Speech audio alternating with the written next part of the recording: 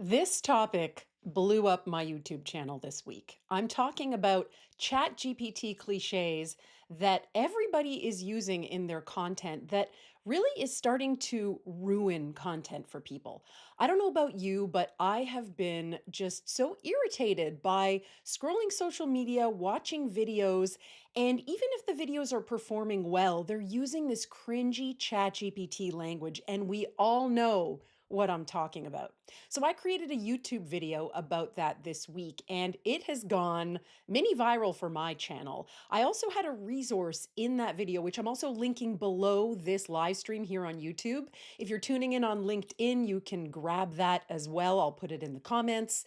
And it gives you, I think it's about 50 now, ChatGPT cliches, patterns, and phrases that you need to banish from your content right now.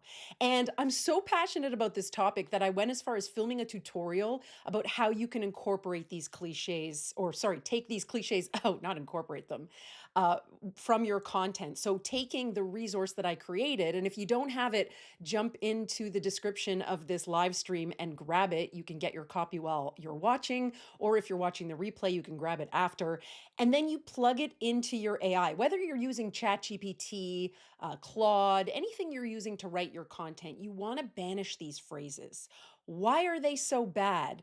Because they are undermining your authority and your credibility, and people are picking up on this. And sometimes, even if they can't consciously, know that they're doing this, they are being kind of turned off or they're tuning out because it's what they've heard before. People are conditioned to kind of tune out things that they've heard before. So if you're just spewing out the same cliches and you're speaking in these patterns that everybody knows now, you don't stand out. You don't look unique. And even if you are a bona fide expert, someone who helps other people, someone who is in this to provide a service or sell a product, you are really undermining your own authority because this is not how you speak. So what I'm going to do in this video, in this live stream, is I'm going to remind you of what the top 10 cliches are, because even if you've watched that video, you might need a refresher. And if you're new to this and you're wondering, what is she talking about? I want to go through those really quickly. And then what I'm going to do is I'm going to call up ChatGPT live in real time. And you guys are in the chat with me, so we can have a conversation about this. And I've prepared a few prompts to generate scripts on the fly. I did not generate these in advance, so I have no idea what ChatGPT is going to spit out. And we're going to go through them and identify what this actually looks like, because I'm a big fan of not just giving information and talking about, things you should do, things you shouldn't, giving guidance, but like, what does that actually look like? Let's put this into practice. Let's see it in real time. And you can do this along with me with your own script. You can drop some suggestions in the chat if you have ideas, or if maybe I missed something. I'm not perfect, right? This is meant to be an interactive session. So say hello in the chat. Let me know where you're tuning in from, and let's get into it, right? I want to start with the top 10 cliches that I am just banishing from my content right now, and I hope you do the same. Say hello in the chat. Hi, nice to see you guys. Thanks so much for tuning in. Let's talk about the binary flip. Okay, what is this one? You've seen this before. It's not about X, it's about Y. One of the unfortunate things about this one is that it's not necessarily wrong. People sometimes talk like this, but it has been so overused that at this point, it is just not working anymore, right? People are so attuned to this that they are, you know, scrolling past this for sure. Okay, so let's just banish the binary flip. Number two, and I'm going to go through these fast because if you don't know these, you can always go back and watch the video that gives it in detail. I'll link it below. But we're just going through a very fast overview so that we can get this into practice right away. So this is the part nobody's talking about. This is the part everybody misses. Do you guys recognize this in your content? It's like this sweeping statement, like you're some guru that knows what everybody and everything on the planet knows or does, and you're the only one that knows not to do it. It's fake, it's really cliche, and I think it's condescending. Like, yeah, there's lots of people talking about that. Maybe you just haven't heard yet. It almost makes it look like you haven't done your research. Number three, Okay, we're whipping through these. This is, oh, whoops, this is the same thing, but the miracle claim is this is the thing that changes everything. There's a little typo here, didn't change the text, but this is the part where everybody fails, or this is the thing that's going to change everything. The miracle claim is this sweeping statement that if you just learn this one thing, or if you just know this one thing, everything changes. This one is especially cliche and cringe. AI therapy talk. This one got a lot of reaction in the video that I talked about all of these in detail. You're not broken. You're not behind. You're not failing. Let me know if this is making you cringe right now, because this one is especially irritating. I find ChatGPT has gotten so condescending lately with me whenever I don't ask for this type of thing. Who said I was broken? Should I think I'm broken? Maybe I am broken. It starts to plant those ideas in the person's head. And I know in a lot of marketing stuff, people are telling you, oh, you want to agitate the pain point, but you don't want to make them feel like they're having some kind of breakdown. You don't want them to feel like, everything is awful. It's almost the opposite of that miracle claim. It's like, I never said I was broken. I just said I was struggling with this one thing, right? So don't do that to your audience. And we're going to spot that in these scripts that I'm going to review shortly. The fortune cookie buffet. And this one, again, I don't know what happened here with the slides. This is live stream in real time.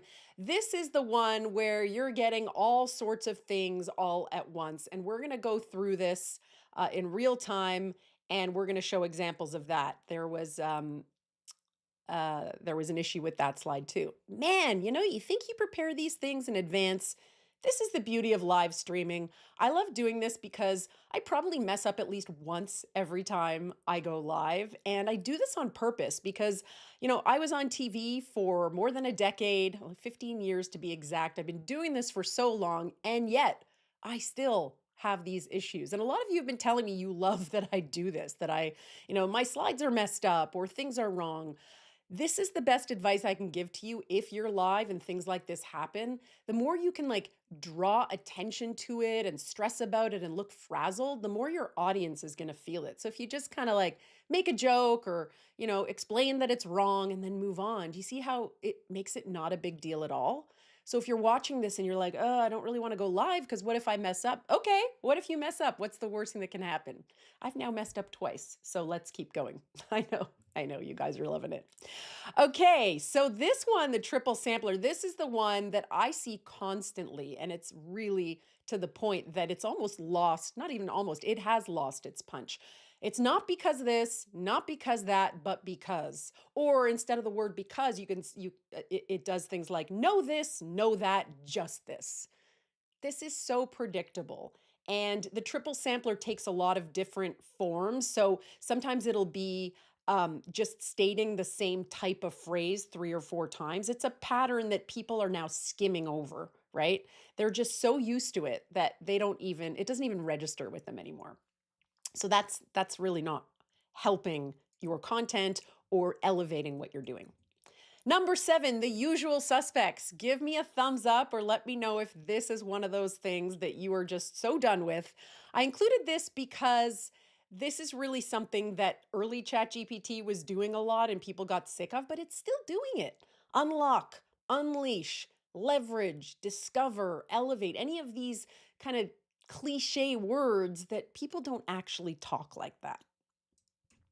Number 8, epic adjectives. These usually come in a group of 3. So things like clear, confident, compelling, bold, magnetic, unforgettable. I mean, insert your adjectives here.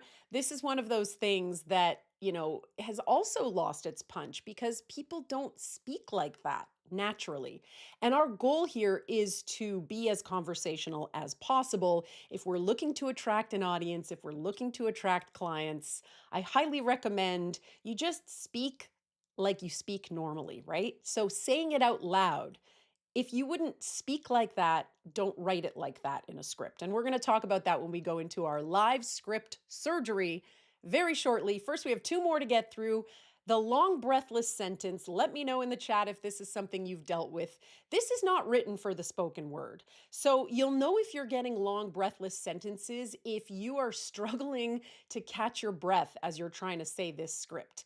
And this is where the broadcast training that I had for so many years really comes in handy because we had no choice but to break things up to the point that we would actually be able to breathe while we were doing it. So, this is something that I really hope you're doing in your script. You're going through and you're catching different cadences of speaking. So you should have a good mix of short sentences, longer sentences, but you should be able to breathe in between those sentences. And that's something that so many of these AI written scripts are just not letting you do, or they have this predictable sing songy cadence that is just totally cringe.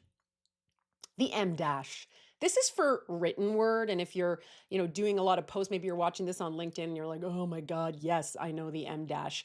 The thing about the M dash is it also translates into your actual script, right? Because it'll force you to pause in places that maybe you wouldn't naturally pause. It does affect your delivery. So the M dash is another one of those that I would love for you to banish from your speech altogether. All right. I'm just going to quickly check in, make sure that we've got everybody on board. Let me know if you have any questions about this. I have my other screen, so I'm looking over here. And I just want to know if any of this is resonating.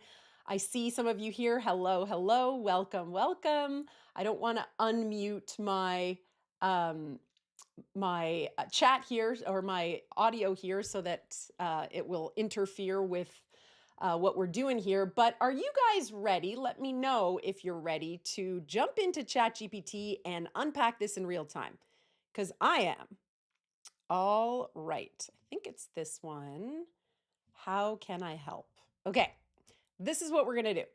I've prepared a couple of different prompts and we're going to go through one, maybe two. And, if you like this format, let me know in the chat or in the comments if you're watching the replay. And I can do this again and again. I mean, I go live every Friday on YouTube and on LinkedIn, and I'm always looking for ways to interact with you guys. So it's not just about me showing up and talking at you. I want to actually know what you guys are thinking, how you are finding things. So I'm just going to go ahead and pop in the first prompt that I've created. And I've purposely kind of tiered these prompts. Some of them are a little more detailed than others, but let's start with a very simple one. I'm going to put write a script for a parenting expert about how to stop yelling at your kids and become a calmer parent. All right. Let's let ChatGPT put that into action. And then I want to see what it comes up with. All right. Let's check this out, shall we? If you've ever heard your own voice get louder and thought, why am I like this? This is for you. Because, are we seeing the very first because? Because is a good word, but it sometimes gets snuck into things and looks a little bit AI generated. And I'm going to show you how some of these things are not necessarily overt every time. Sometimes it's like snuck in there and you have to really pull it out. But the pattern is there. Because most parents who yell don't want to be yelling, they're just overwhelmed. I want to say something that might surprise you. Okay, here is right here a ChatGPT cliche. Because this is something that a lot of these bots will say. They'll set things up with this transition word and with this transition phrase, and they all become very formulaic. So if you ever use ChatGPT as a way of, say, coaching you or giving you advice, and it'll say something like, now this part is going to sting a little, or this is the part you're not going to want to hear. This is the type of thing that sneaks into the content as well. Yelling usually isn't about your kids, it's about your nervous system. Do you guys recognize that first cliche right there? By the time you explode, you've probably already been overstimulated for hours. Noise, questions, interruptions, decision fatigue. Okay, there's a list right there. Maybe work stress layered on top. So when your child spills the milk or ignores you for the fifth time, it's not just the milk, it's the stack. Are you guys seeing this? Yes. If you want to stop yelling, you can't wait until you're at a 9 out of 10. You have to notice yourself at a 4. Here are your triple samplers: that tight chest, the jaw clenching, the short answers. That's the window. So there's another cliche right there. Instead of pushing through, say out loud, I'm feeling really overwhelmed right now. Not in a dramatic way, just a matter of fact. So here's another cliche: not this, just this, right? You're modeling emotional awareness and you're buying yourself 10 seconds. Here's something practical.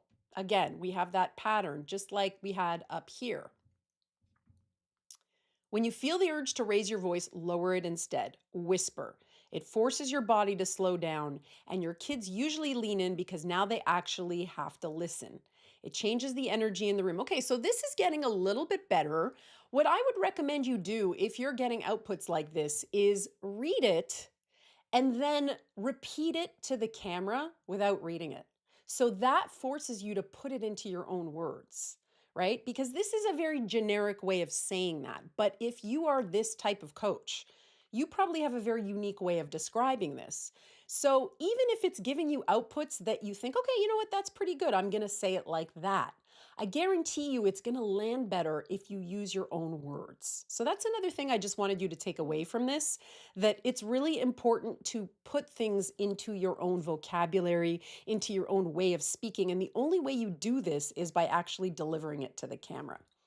So here we are. A lot of yelling comes from this thought. I already asked you, but kids don't process instructions the way adults do. Here's another triple sampler. They're distracted, they're impulsive, they're mid play. Instead of repeating louder, walk over, make eye contact. Again, this is such predictable writing.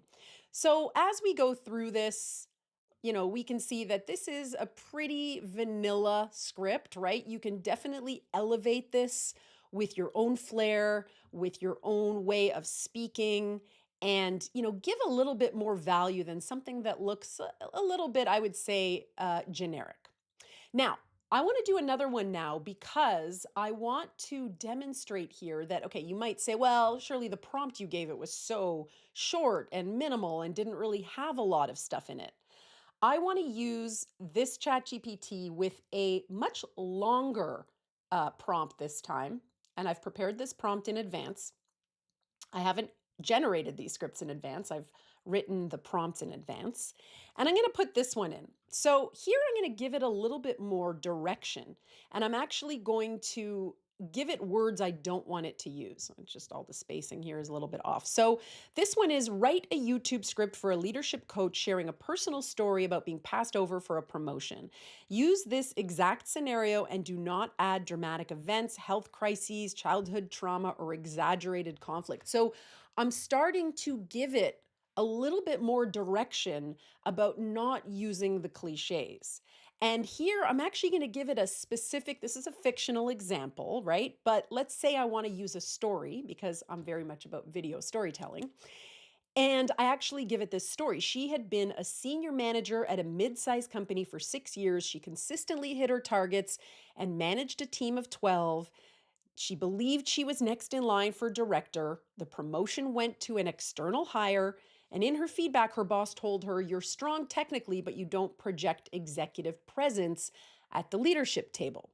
So here I give it more guidance. Keep the story realistic and professional. No dramatic language, no everything changed in that moment, no inspirational cliches, no over the top redemption.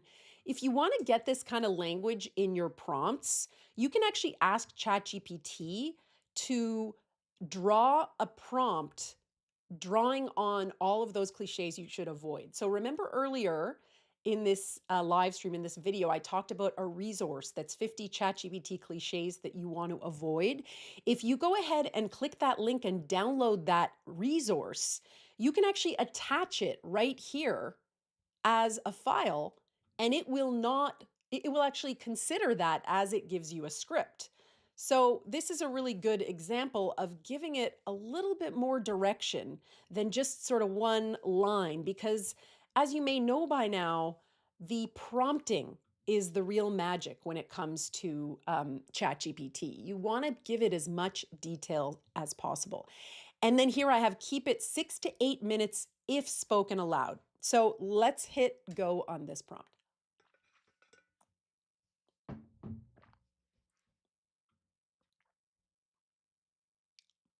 All right, let's let it go here.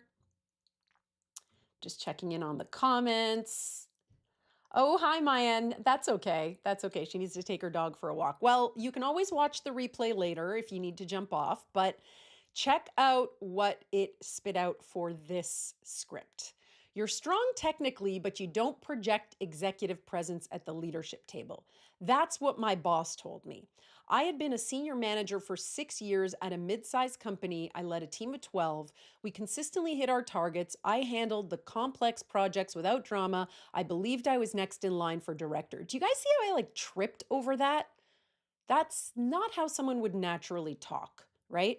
So, this is where I would invite you, if this was you and this is an actual story that you want to tell, read those notes, but then tell it like you would normally tell it. Of course, take some practice to not trail off and end up being, out in the weeds, especially in your hook. You want to really keep it tight and get, you know, really precise so that you can hook people and get them to keep watching.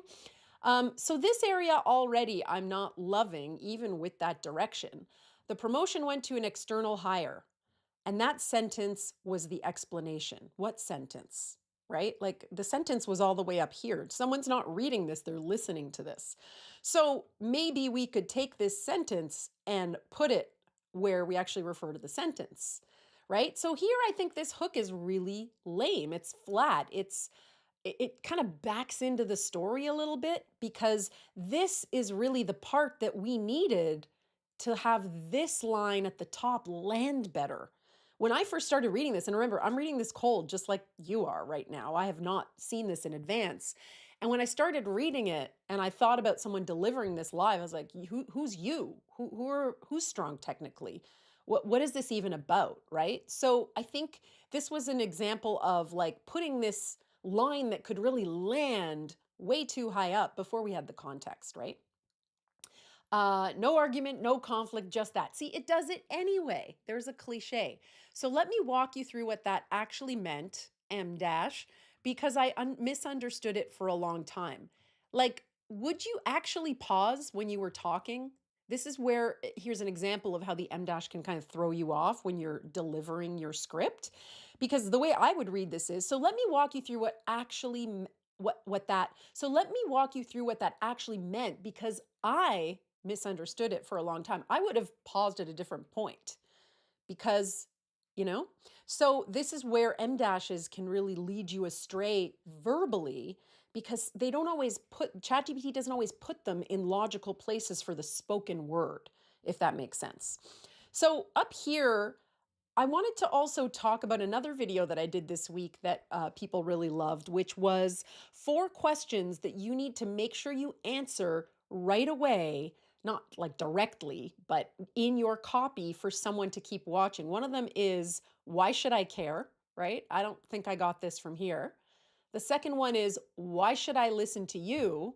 Well, we do have the I had been a senior manager for 6 years, I led a team of 12, all of that. But the fact that you're a senior manager doesn't tell me why I should listen to you, right?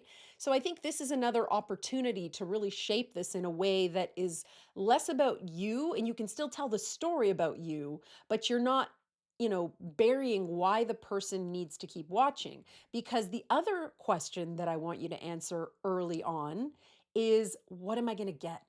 What am I going to learn? Right? Why do I need to know what this meant? I think this line here is missing an opportunity to tell me what I'll actually learn. I don't really care what that meant if I'm in this situation, if I'm a senior manager and I really want, to be promoted to the leadership team. I don't think understanding what they meant is the problem. I mean, yeah, of course you want to know, but you really want to know, like, what will it take? Is there some kind of lesson here? Is there something that the person did that then got them the promotion eventually, right? Like, none of that comes out to me in this lead, in this intro, in this hook. So I probably wouldn't keep watching. It's so vanilla, right? Yes, yes, exactly. Exactly. This is just not your best foot forward. So, what I could do, and we can do this in a moment if you like, is copy this and really challenge ChatGPT to make this better. So let's keep reading for now because I want to get into a little bit more of even when you prompt ChatGPT. And I didn't upload the document, so we can do that in a minute. But let's just see what else it puts here. From my perspective, I was doing everything right. My team performed well. I stayed close to the details. I solved problems quickly. I worked long hours when needed. Again, it's a really long list. This is the fortune cookie buffet here. This is just too much. You already did this up here. So there's this pattern that you're falling into, and your delivery is not natural and it's not compelling, right? If you had asked me what qualifies someone for director, I would have said, so this is the first time that I even know what job this person was trying to get, right? I believed I was next in line for director, but then it's really kind of backing into the story here. Deliver results. But again, another list. I'm already out. If I'm a viewer, I've already tuned out of this video. I'm not even watching. I was doing those things. What I didn't realize is that those are table stakes at that level. The gap wasn't performance, the gap was perception. Do you see how it did that? There's the binary flip again. When I heard executive presence, I initially translated it as be more confident. Again, here's a list. And then it just keeps going on and on. I gave details. I answered questions. I waited. Like, this is so cringe. Look, no theatrics, no personality, no dramatic reinvention. So you're seeing the patterns as they go, and we could do this all day, but I want to just really circle back to okay, so I see the patterns. What do I do about it? First of all, you could try something like this, and I have that Chat GPT script. Where is it here? I'm going to grab it. Chat GPT cliches. Chat GPT cliches. Where are we here? Chat GPT cliche. There we go. Chat GPT. Oh, no, that's an older one. There we go. To avoid. Okay, let's see. That's what we want. Now, rewrite this script, taking into, and you can say this anyway, taking into account the phrases, patterns, and AI speak to avoid from this document for the hook specifically. Okay, and this is where you're going to give it a little more guidance. The opening line doesn't land. It would have more impact if you build up to it. Answer the following questions in the first 30 seconds. My spelling is atrocious, guys. Sorry. Why should I care? Why should I listen to you? Oops. Hold on. Wasn't done. Oops. Okay. Well, we can always tell it to, 1 second here. What will I learn? Get from watching this. All right, now it's going to regenerate. What do we think? I've rewritten the script using your document as a strict filter and adjusted the hook so it builds to the feedback line while clearly answering. Okay, for 6 years, I was a senior manager at a mid-sized company. I led a team of 12. We consistently hit our numbers. My performance reviews were strong. I assumed I was next in line for director. I wasn't. The promotion went to, and I would avoid jargon like this, external hire. Like the promotion went to someone else who didn't work in the company, right? Like that's how people normally speak. Now here I think it begs for like make me feel the emotion. I was gutted or just something that like lands the emotion that resulted from that. In my feedback, feedback meeting, my boss said, "You're strong technically, but you don't project executive presence at the leadership table. If you're operating at a senior level and expecting your next upward move, again, this matters. That's so flat." And I've seen this in ChatGPT a lot lately as well. When you tell it to tone down the cliches, It will give us things like this matters, this will be relevant. Like that's so flat. That is just missing an opportunity to say, if you're a senior manager hoping for a promotion, you've got to watch this because blah blah blah. Wouldn't that be so much stronger? What I learned from that sentence changed when I learned from that experience. It wasn't what you learned from the sentence, it's what you learned from the experience, changed how I show up in leadership rooms. And like, what does that mean? Right? Like, did you end up getting the promotion or what was the result? Like, give me the reason why I should listen to you. And it may explain why strong performers sometimes get passed over. Again, why are we talking about people in the third person? If you really want the person to care, and it may explain why you keep getting passed over for that promotion, right? Like today, I'm going to walk through what that feedback, again, we're using terms that are not emotionally charged. We're not getting the person invested in the story, right? So, I mean, we're getting better, right? There's always a back and forth with ChatGPT when it comes to these kinds of things. But this is an example where I would really recommend like working hard on this and punching it up. Something that I've really learned in this YouTube sprint, I've been posting consistently 2 long form videos and a live stream every week for about 6 weeks now. And one thing that I've tried to get better at that I've really been working on is getting to the point faster. In this attention deficit world we live in, there's a ChatGPT cliche for you that I just said out loud. And I didn't read that, by the way, from ChatGPT. But it's true. People do not have the attention span. And so you've got to hit them between the eyes way faster. And that's a big takeaway for me. When I've started doing that in my scripts, I've found my views have gone up and also my average view duration. So my retention has gone up. And if you're watching on LinkedIn and learning from this and you're doing written posts, it's the same thing with written posts. You need to use the same principles to get people invested and interested and really, wanting to see what else you have to say. So let's just do a little bit more of this one and then we're going to wrap up. And I would love to know if you're on the live stream, let me know in the comments what you think. If you have any comments, if you have any thoughts, any ahas, and also in the comments on the video, if you're watching the replay, I'd love to know how this landed for you as well. So let's go through a few more and then we're going to wrap this up. At the time, I believe performance was the deciding factor. My team delivered, we met our targets. Okay, here's a list, a little fortune cookie buffet for you. I don't mind it once or twice as long as it doesn't continue to do that throughout the script. From my perspective, I was doing director level work. What I hadn't considered was that delivering results and being seen as ready for enterprise leadership are two different evaluations.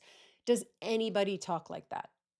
So this is another trick for you. If you're reading a ChatGPT output, you want to read it out loud. And if you stumble on the words, if there's any part of it that's like getting you tongue-tied, it's not the way you talk. You've got to change it. Okay.